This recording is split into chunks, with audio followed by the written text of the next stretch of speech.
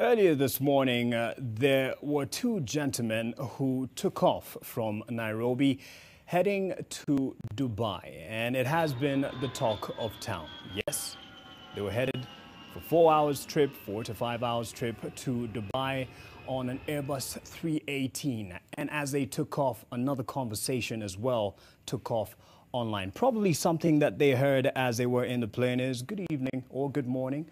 This is Captain Mark Messiah speaking. You'll be cruising at an altitude of pure opulence." And I've been on that plane as well, believe it or not, the Airbus 318, virtually, of course. This is a semblance of what they were in. I'm talking about the governor of Mombasa, Joho, and Junet Mohammed. It's been the talk of town in that plane that they have been in. And just look at that. I'd probably be seated somewhere here if I had the money.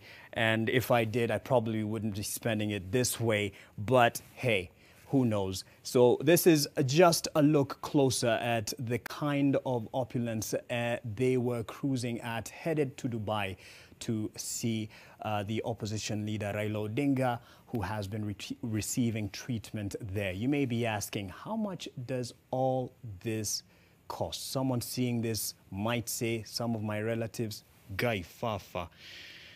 Anita Nkonge has some details. Let's listen in. Tempting, isn't it? Treatment fit for royalty. Pictures of opulence that sparked discussions online.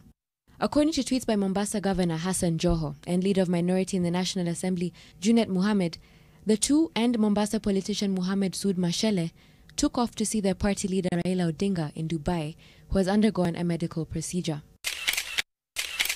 They posted the images online, some captioned in braggish tones. According to information obtained by NTV, they are set to return with Odinga on Sunday, and they are to return in style. This is the Airbus A318, a private jet that is owned by Constellation Aviation Services based in the United Arab Emirates. The private jet boasts an entourage lounge with VIP dining, lounge area, private office, and a VIP bedroom, amongst other luxurious amenities. The 10-year-old United Arab Emirates registered aircraft, which seats 19 passengers, landed at the Jomo Kenyatta Airport Wednesday at 11:23 a.m. from Lusaka, Zambia. A curious situation given that international flights are yet to resume, and this is not in the category of essential travel. It then took off from Dubai at 12:45 p.m. It had previously flown to South Africa, Tanzania, Angola, and Ghana in the last week. From published statements, renting the jet from Constellation Aviation Services for an hour costs an estimated $12,500, which is approximately 1.3 million Kenyan shillings at the current exchange rate. For the 5-hour flight to Dubai, the politicians have spent over 6.5 million shillings. Charter flights are hired for a round trip, not a one-way flight. So another 5 hours to Nairobi would bring the total cost to over 13 million Kenyan shillings.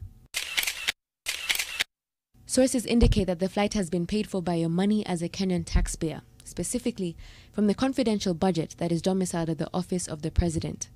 For context, to kit a healthcare worker in personal protective equipment as part of the war against COVID-19, it costs between 15,000 to 20,000 Kenyan shillings.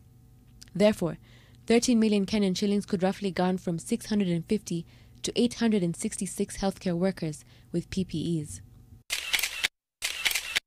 The cost of the chartered flight could, however, increase depending on the food and drinks they ordered, the number of crew they requested, if they were charged for the period the aircraft was on the ground in Nairobi, and the trip from Zambia to pick them up in Nairobi. Furthermore, it could be higher if they were charged for any additional health protocols during this COVID-19 period.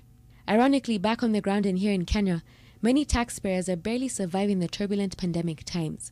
Many have questioned the moral soundness of leaders who are publicly displaying such opulence at a time when the pandemic has punctured pockets of many and denied them basics. Anita Nkonge, NTV.